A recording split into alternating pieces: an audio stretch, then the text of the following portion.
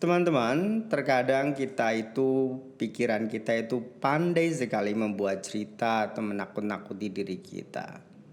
Entah aspek apa yang membuat dia itu terkadang bercerita seperti lebih menakutkan daripada aslinya.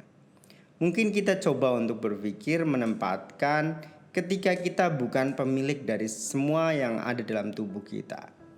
Kita bersifat objektif, kita meletakkan bagiannya masing-masing dan dia kita letakkan untuk saya katakan mungkin mengerjakan tugasnya dengan baik-baik.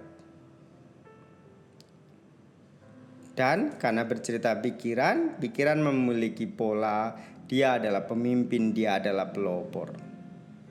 Segala sesuatu yang terjadi, terkadang pikiran mendahulunya. Karena itu, teman-teman, saya ingin berbicara berkaitan terkadang kita harus pandai membuat pikiran kita jauh lebih sederhana. Pikiran kita jangan sampai menjadi teror buat langkah kita atau buat menjadi teror bagian tubuh kita yang lain. Kita seperti ketakutan akan melakukan sesuatu karena kita pandai membuat ceritanya.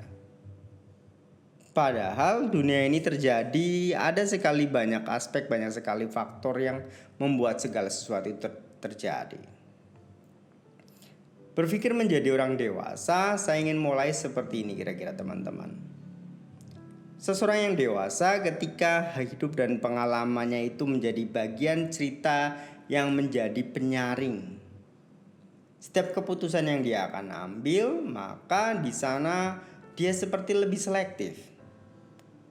Karena terlalu selektif, mungkin ada kecenderungan malah dia itu seperti takut melangkah. Dia tidak seleluasa anak remaja yang bergerak. Memang ya kenyataannya seperti itu. Kita tidak bisa terbantahkan. Memang ya kondisinya seperti itu. Kondisi secara mental, biologis, fisik dan lain sebagainya ya memang sudah berubah. Tetapi teman-teman, karena memang kita berubah, segala sesuatu itu perubahan kita harapkan menjadi lebih baik lagi. Kita menjadi lebih bijak lagi. Ketika kita menjadi seseorang yang menjadi eksekutor atau pemain, maka kita harus belajar menjadi pemain yang bijak. Pada hari ini dalam cerita kita membuat lebih sederhana. Memang pikiran kita menjadi penentu, tetapi saya garis bawahi ada juga faktor lain yang menjadi penyebabnya segala sesuatu itu menjadi hasil yang baik. Tetapi teman-teman, saya ingin mungkin bercerita pikiran karena sebagai penentu saya ingin gunakan sebuah ilmu pengetahuan yang saya dapat. Kita harus pandai menjaga pikiran kita. Karena pikiran kita akan menjadi ucapan kita.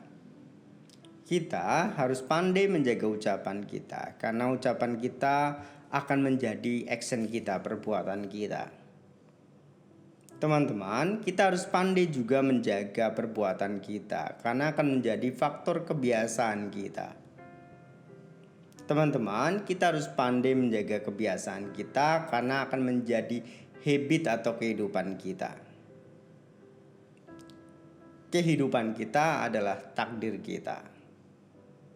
Berbicara berkaitan sederhana, membuat sederhana, make it simple, saya ingin berbicara dengan garis seperti ini.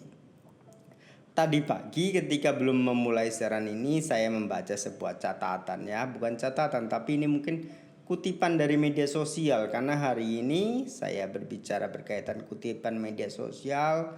Banyak sekali orang yang seperti merasa media sosial itu bisa menjadi ilmu juga bisa menjadi racun. Tapi saya katakan mungkin di sini ilmu. Semakin dewasa kita harus mulai mempersiapkan ikhlas dengan kadar yang jauh lebih tinggi. Kadar yang jauh lebih tinggi daripada yang mungkin kita butuhkan. Karena lawan kita bukan orang lain atau bukan seseorang yang pernah kita temui, tetapi yang jauh lebih menakutkan, yaitu takdir kita sendiri. Berbicara berkaitan takdir adalah sesuatu yang terkadang kita gelap. Jangankan seseorang yang tidak belajar, orang yang belajar seperti saya pun terkadang kalau berbicara tentang takdir atau saya maknai dengan karma, kita tidak bisa mengerti bagaimana karma itu akan berbuah.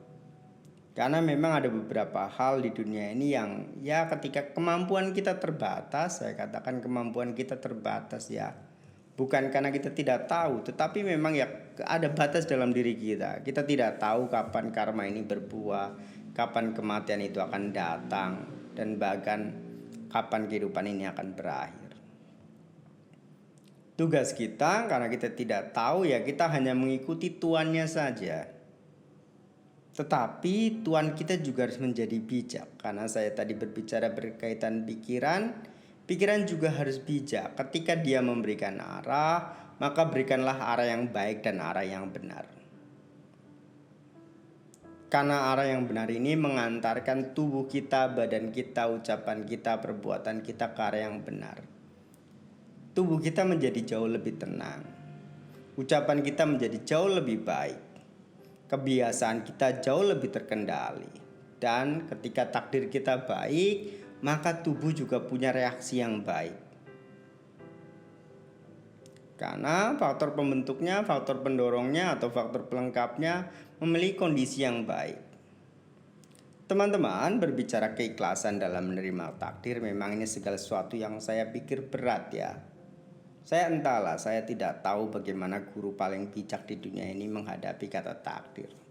Tetapi bagi saya karena memang saya tidak begitu tahu, ya konsepnya tadi kita harus menjaga kebaikan kita supaya kata-kata, pikiran kita, kehidupan kita dan takdir kita baik. Pikiran kita menjadi juga lebih baik. Dia lebih sederhana, lebih simple, dan dia juga menganjurkan ke arah yang baik. Teman-teman, sebagai penutup di sini mungkin saya ingin membacakan satu kutipan ya. Ini selaras sekali dengan ajaran agama yang saya anut.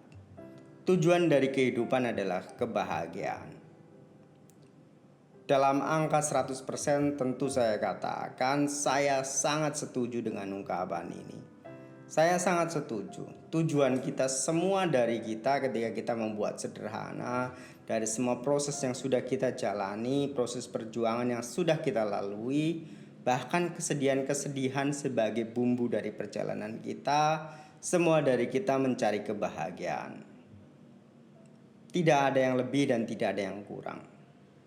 Dalam proses mencari bahagia inilah terkadang kita harus menghadapi realita ya memang kebahagiaan itu selalu bermuka dua. Atau saya katakan bukan bermuka dua ya, mungkin berdua sisi atau memiliki dua sisi.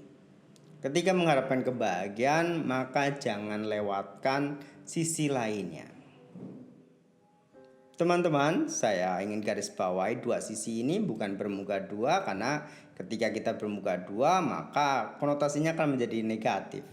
Tapi kalau kita berbicara dua sisi, ya kita akan menerima sisi-sisi negatifnya dan positifnya. Karena memang inilah bagian dari perjalanan kehidupan kita sebagai manusia. Segala sesuatu ketika kita mengharapkan sesuatu yang baik, terkadang kita juga harus menerima sisi negatifnya. Tadi saya katakan tujuan dari perjalanan kita, kehidupan kita adalah mencari kebahagiaan. Setiap kita menginginkan kebahagiaan. Kebahagiaan yang kita cari mungkin bentuknya beraneka ragam, tetapi saya ingin selalu katakan, terkadang keinginan wajar dari semua diri kita yang kita masih terlahir sebagai manusia ini ya, semoga kita memperoleh kemakmuran. Semoga kita memperoleh keagungan dan semoga kita pandai menjaga kesehatan kita. Ketika kehidupan perjalanan ini sudah berakhir, karena memang segala sesuatu yang memiliki awal pasti akan memiliki akhir, maka kita berharap semoga kita lahir atau kita singgah di tempat yang berbahagia kembali. Berbicara berkaitan, mari kita belajar menyederhanakan sesuatu, teman-teman. Terkadang mungkin sederhana itu letaknya ada di kata syukur kali ya. Mulai hari ini mungkin kita harus belajar untuk tidak begitu mengejar dan juga tidak begitu kita berdiam diri dan malas. Kehidupan memang harus dijalani seperti itu. Karena tidak ada teori kehidupan satupun yang menjelaskan bagaimana kehidupan ini akan berjalan dengan baik. Tugas kita menikmati perjalanannya dan kita menjadi bagian positif, kita menjadi bagian cerita yang ya saya katakan mungkin menarik untuk diceritakan oleh generasi selanjutnya. Itu doanya, itu harapannya. Dalam realitanya ya Anda tetap harus menghadapi kehidupan ini sebagaimana mestinya. Baik, teman-teman, mungkin penutupnya saya katakan seperti itu. Mari kita mari kita menghadapi tujuan kehidupan ini dengan kebahagiaan, kita berjalan dengan kebahagiaan. Akhir kata, saya tutup salam, terima kasih, semoga kita semuanya berbahagia. Sadu, sadu, sadu.